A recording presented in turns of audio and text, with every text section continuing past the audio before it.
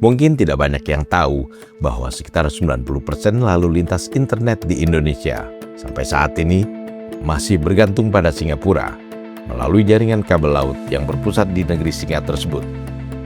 Berdasarkan data yang dirilis platform GeoCable, Indonesia sekarang ini memiliki 72 kabel internet bawah laut yang terdiri dari 42 kabel domestik dan 30 kabel internasional.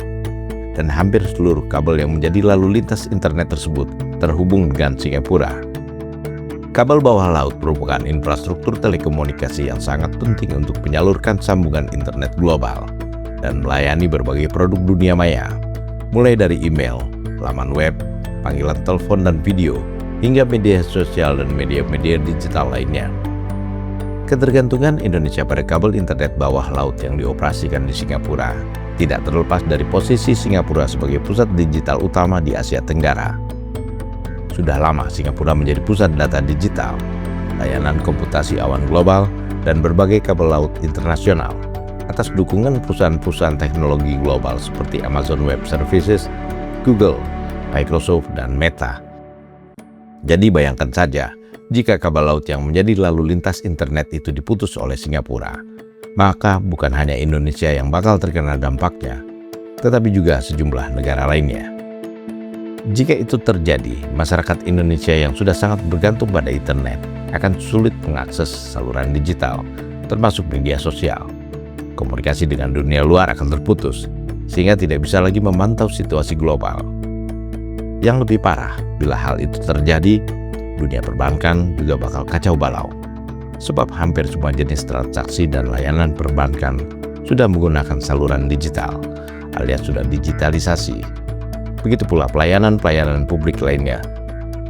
Tetapi tentu saja Singapura tidak akan segegabah itu memutus kabel laut yang menjadi lalu lintas internet Indonesia, karena bisa memicu pecahnya konflik regional dan internasional. Namun tetap saja ketergantungan Indonesia yang sangat tinggi terhadap Singapura dalam urusan internet sangatlah berisiko. Ketergantungan lalu lintas internet pada kabel laut yang berbasis di Singapura menyebabkan Indonesia tidak memiliki kedaulatan digital. Padahal internet telah menjadi salah satu kebutuhan utama di bidang sosial dan ekonomi nasional. Tetapi jangan khawatir, pemerintah Presiden Prabowo Subianto yang sedang berjuang keras mengembalikan kedaulatan Republik Indonesia di segala bidang juga sedang berupaya membangun kedaulatan digital. Saat ini, menurut Direktur Strategi dan Kebijakan Infrastruktur Digital Kementerian Komdigi, Denny Setiawan, pemerintah sedang merampungkan rencana pengembangan pusat data, kabel internet bawah laut, jaringan terestrial, serta spektrum frekuensi radio guna memperkuat infrastruktur digital nasional tanpa harus bergantung lagi pada Singapura, sehingga Indonesia bisa memiliki kedaulatan digital sepenuhnya. Namun jangan lupa, Singapura juga memiliki banyak ketergantungan pada Indonesia. Salah satu ketergantungan yang sangat besar adalah suplai gas alam cair dari Indonesia untuk pembangkit energi listrik yang membuat Singapura terang benderang selama ini. Gemerlapnya cahaya listrik yang menerangi seluruh Singapura dan membuat wisatawan Indonesia terkagum-kagum dengan terang benderangnya Marina Bay serta pusat perbelanjaan Orchard Road di malam hari. Hakikatnya bisa terwujud berkat suplai gas alam cair dari Indonesia. Suplai gas alam cair atau LNG dari Indonesia ke Singapura sudah berlangsung sejak 2020, yang kemudian diperpanjang lagi kontraknya pada tahun 2023 dan akan berakhir pada 2028. Jumlahnya mencapai sekitar 1,22 miliar kaki kubik per hari atau 445,3 miliar kaki kubik per tahun. Tetapi jumlah itu baru berasal dari 3 fasilitas LNG yang dimiliki Indonesia, yakni Tangguh LNG di Teluk Bintuni di Papua Barat, Badak LNG di Bontang Kalimantan Timur, dan Donggi Senoro di LNG Sulawesi Tengah. Dari 3 kilang LNG tersebut, gas alam cair Indonesia diangkut ke Singapura dengan menggunakan kapal-kapal tanker. Pengiriman gas alam cair dari Indonesia ke Singapura juga dilakukan melalui pipa bawah laut yang panjangnya hampir mencapai sekitar 500 km atau setara dengan jarak Jakarta-Semarang. Jumlahnya mencapai sekitar 274 juta kaki kubik per hari atau lebih dari 100 miliar kaki kubik per tahun. Pengiriman LNG melalui pipa bawah laut ini difasilitasi oleh kilang gas alam cair di Natuna, Provinsi Riau, dan kilang Grisik di Sumatera Selatan.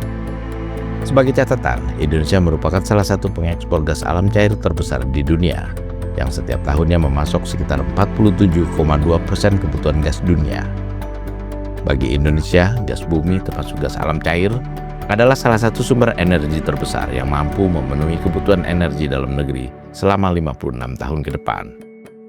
Jadi tidak aneh jika Singapura sangat bergantung pada Indonesia untuk bisa memenuhi kebutuhan gas alam cairnya, sebab hampir 95% kebutuhan pembangkit tenaga listrik Singapura berasal dari LNG yang disuplai Indonesia.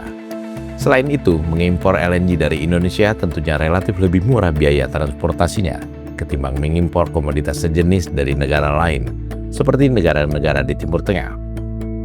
Jadi itulah sebabnya mengapa Singapura sangat terang benderang di seluruh wilayahnya. Bagi orang Indonesia yang selama ini selalu terkagum-kagum pada Singapura, ingatlah bahwa gebiar kemegahan negeri singa sesungguhnya berasal dari sumber daya alam yang dimiliki Indonesia. Akan tetapi Singapura harus segera bersiap-siap mencari alternatif lain guna memenuhi kebutuhan gas alam cairnya. Pasalnya, Indonesia akan menghentikan ekspor LNG pada tahun 2028 seiring berakhirnya kontrak penjualan gas alam cair ke negeri singa tersebut. Pemerintah Indonesia akan lebih memfokuskan pemanfaatan gas alam cair untuk memenuhi kebutuhan dalam negeri. Secara berangsur-angsur, peluang Singapura memperoleh keuntungan dari Indonesia bakal semakin berkurang. Setelah berpuluh-puluh tahun, negara singa yang luasnya hanya sedikit lebih besar dari wilayah DKI Jakarta itu berpesta pora dari sumber daya alam yang berasal dari Nusantara.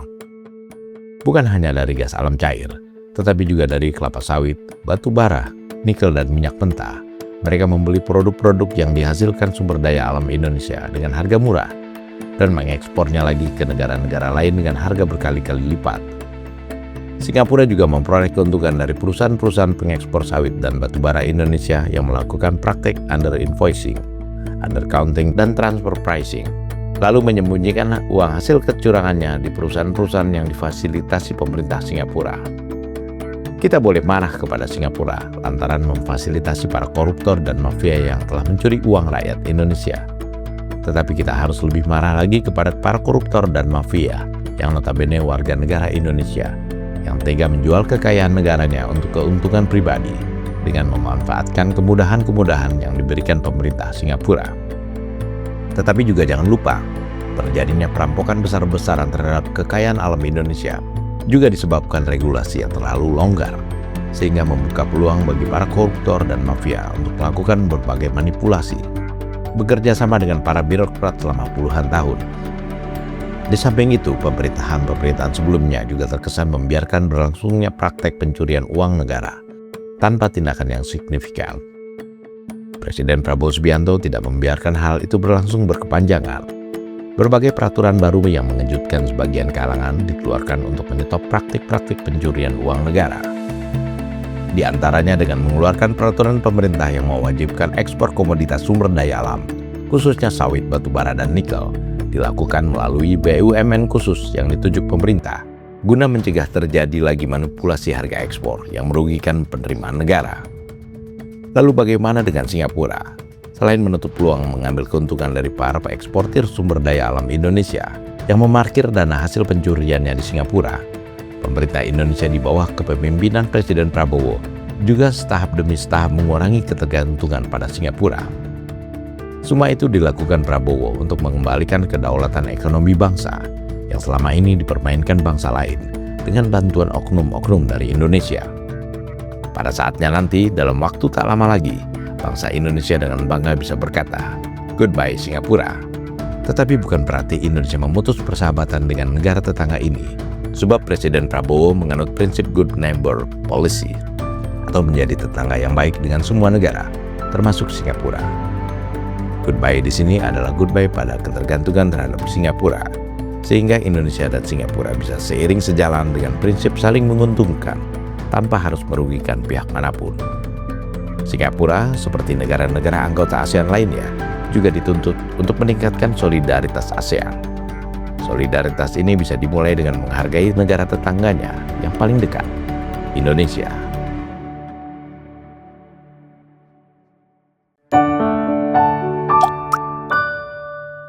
Men of our time.